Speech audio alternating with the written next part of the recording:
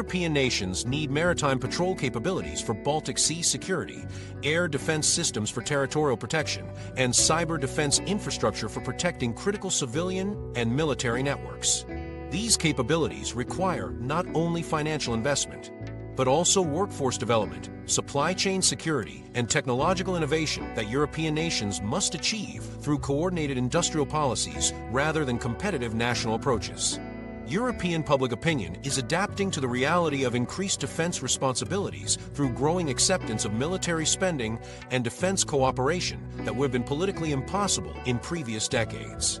This cultural shift creates political space for leaders to make defense decisions without facing the public opposition that characterized European attitudes toward military investment during the post-Cold War period. However, sustaining public support for the defense spending levels required for strategic autonomy requires demonstrating tangible security improvements rather than theoretical capability development that citizens cannot easily evaluate or understand. The 2025 Council decision gives member states flexibility to spend 1.5% of GDP on defense projects, repairing the Zeitenwende momentum that had stalled in several key European countries. This policy adjustment addresses financial constraints by allowing defense projects to account for up to 1.5% of GDP, according to Concilium guidance, though this represents only a portion of the broader cohesion fund restructuring rather than complete defense conversion.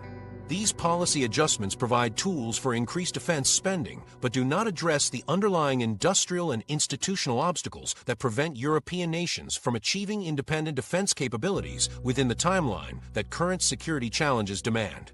The war in Ukraine has highlighted European dependence on external suppliers while demonstrating the immediate consequences of insufficient defense industrial capacity during active conflict. The European Union's military support for Ukraine now almost doubles U.S. commitments, showing European willingness to provide financial resources for defense purposes.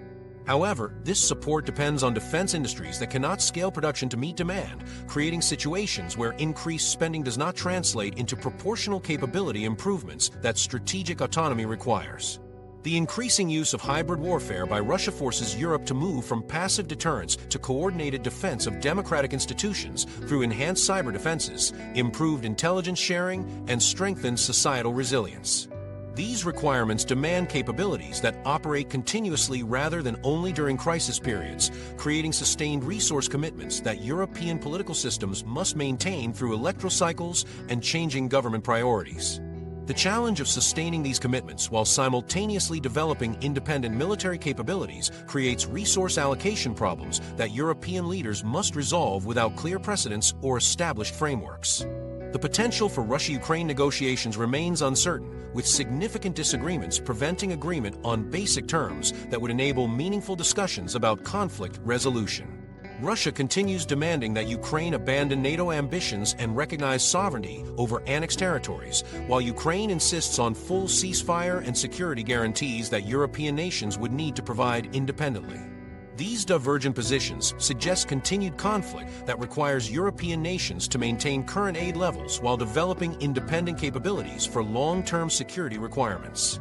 The convergence of these factors creates a moment when European leaders must confront fundamental questions about their continent's security future that cannot be deferred through incremental policy adjustments or diplomatic negotiations. European leaders must now make decisions that will determine their continent's security architecture for decades to come. The evidence from Munich 2025 reveals a stark reality that European leaders can no longer ignore. The window for achieving strategic autonomy is closing faster than European political systems can respond. The 5% GDP defense spending target agreed at The Hague represents recognition that current capabilities remain insufficient for independent security. European nations must immediately streamline procurement processes, accelerate defense industrial capacity development, and establish regional coordination mechanisms that operate without American participation.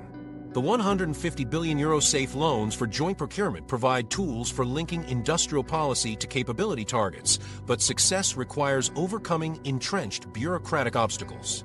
NATO's 2025 review will determine if Europe meets its 3.5% GDP core defense goal, providing a concrete milestone for measuring progress towards strategic independence. European viewers should monitor June's NATO summit to see if the 5% GDP commitment translates into specific capability. Timelines with measurable deliverables rather than symbolic political declarations.